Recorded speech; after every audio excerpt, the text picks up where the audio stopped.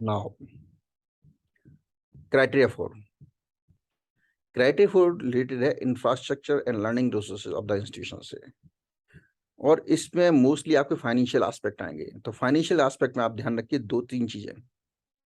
एक तो audited statement होने चाहिए, दूसरे जो स्टेटमेंट हैं, जैसा मैंने कहा, ये कॉलेज के नाम पे होने चाहिए, एचईआई के नाम पे होने चाहिए। कई बार एक बॉडी होती है, उसके कई एचईआई काम करते हैं और वो सेम डॉक्यूमेंट वो मान्य नहीं हुआ।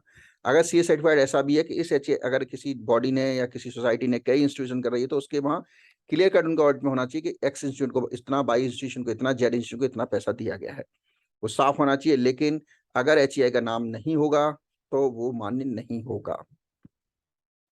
फर्स्ट पॉइंट इसका क्वालिटेटिव है, ability of educate facility with classroom, laboratory, ICT facility, cultural activities, gymnasium, yoga centre, सारे जितने भी एक्टिविटीज हैं और जो भी आपके कॉलेज में एक्टिविटी हैं उन सबको डिफाइन करना है। और चूंकि क्वालिटेटिव टीम आके विजिट करेगी, वो है या नहीं है, वो सारी चीजें आपको यहाँ लगानी है।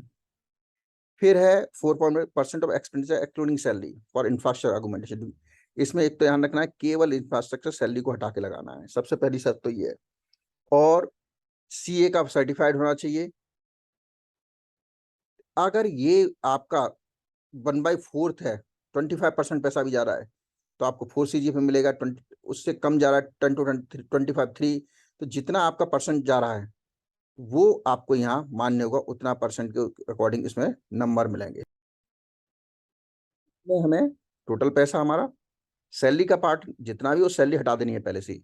तो जितना अमाउंट है वो, और जो इंफ्रास्ट्रक्चर में जो डिफरेंट एक्टिविटी में खर्च हुआ है सैलरी हटा के, वो सारा पैसा टोटल, और उसमें से इंफ्रास्ट्रक्चर एग्रीमेंटेशन में कितना खर्च हुआ उसका बात है, ये नॉर्मली आ जाता है। कई बार हम गलती यहाँ क्या करते हैं, हम सैलरी जोड़ के पैसा ले लेते हैं, सैलरी हटा के जितना पैसा है डिफरेंट एक्टिविटी उनकी बात हो रही है यहाँ पर।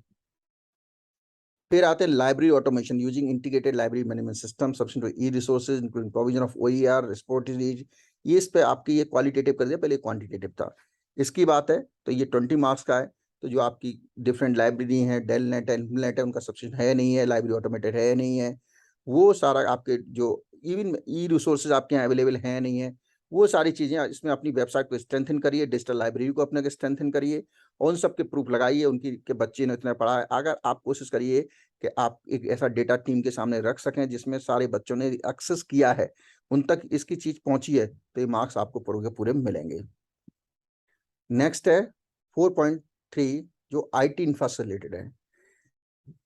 इसमें क्वालिटेटिव है, institution frequent update it's facility and provide sufficient bandwidth for internet connection. तो ये पहले क्वांटिटेटिव था, अब इसको क्वालिटेटिव चेंज कर दिया गया। और इसमें क्या है कि बैंडविड्थ के आपको प्रूफ लगाने हैं कि इंटरनेट वाईफाई है, उसमें बैंडविड्थ क्या है, नॉर्मली 10 तक रखिए, 10 पे ही मान्य होगी। और आपने अगर कॉलेज में कैंपस में वाईफाई है, कितने बच्चे यूज करते हैं उसका, क्योंकि टीम विजिट के बाद सारी चीजें, लेकिन आगे प्रूफ आपके पास है वो टीम के सामने रखेंगे, टीम उनको एनालिसिस करेगी और उसके बाद उसको फाइनल करेगी। नेक्स्ट है 4.3.2। 4.3.2 में आपका आता है स्टूडेंट कंप्यूटर रेशियो। इसमें आपको बिल्स और परचेज रखने हैं, स्टॉक एंट्री देनी है आपको, और इसमें से नॉर्मली जो ऑफिस यूज के हैं और फैकल्टी पर्सन यूज के उन कंप्यूटर को डिलीट कर देना होता है। तो टोटल कंप्यूटर, कंप्यूटर का मतलब ये नहीं है कि पीसी हो, लैपटॉप भी हो सकता है, आजकल डिजिटल डिवाइस भी, जैसे लाइब्रेरीज में स्टूडेंट्स के लिए वो दिए गए हैं, आईपैड्स दिए गए लाइब्रेरी में, वो सारी चीजें यहाँ करेंगे। और दूसरे जिन स्टूडेंट्स को सरकार से आईपैड मिला उसको भी यहाँ रखिए कि हाँ उन पे अवेलेबल तो है, सरकार ने दिए, गवर्नमेंट उनका भी प्रूफ लगाने की कोशिश करिए, तो वो आपके मान्य होंगे। अगर ये 5:2 बना रहा है तो, और ये रेशियो बढ़ ही जाएगा कि 5, हर 5 पे एक 5 स्टूडेंट पे एक पीसी है, तो आपको इसमें 4 नंबर मिलेंगे। तो उन चीजों को लीजिए, अपनी बात को रखिए, चूंकि क्वांटिटेटिव डेटा है तो उन सबके बिल्स और स्टॉक एंट्री जरूरी है आपके पास। बिल्स और स्टॉक एंट्री रखेंगे तभी मान्य होगी। वो आईपैड की फॉर्म में भी हो सकता है, वो जो लाइब्रेरी में आपने आज गवर्नमेंट ने प्रोवाइड किए हैं टैबलेट्स, उनको भी हो सकता है, वो भी एक फॉर्म ऑफ कंप्यूटर है। तो उन सबके बिल को परचेज आपने सब किए हैं, भले ही गवर्नमेंट ने ग्रांट दिया, परचेज आपने सब किए, उन सबके रखिए और वो चीज को अपलोड करिए। देन है 4.4.1। तो ये जो पॉइंट है यहाँ, वहाँ इंफ्रास्ट्रक्चर की बात थी, इंफ्रास्ट्रक्चर कितना है, ये मेंटेनेंस की बात है कि कितना मेंटेनेंस पे खर्च हो रहा है आपको इंफ्रास्ट्रक्चर पे, उसकी बात है।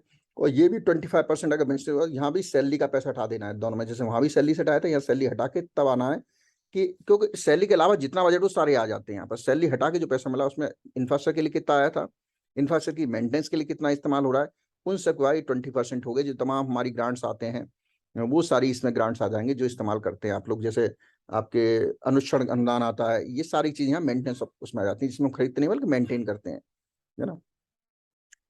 फिर नेक्स्ट पॉइंट है आपका, अच्छा ये, अब इसके बाद हम बात करेंगे क्राइटेरिया नंबर 5 की।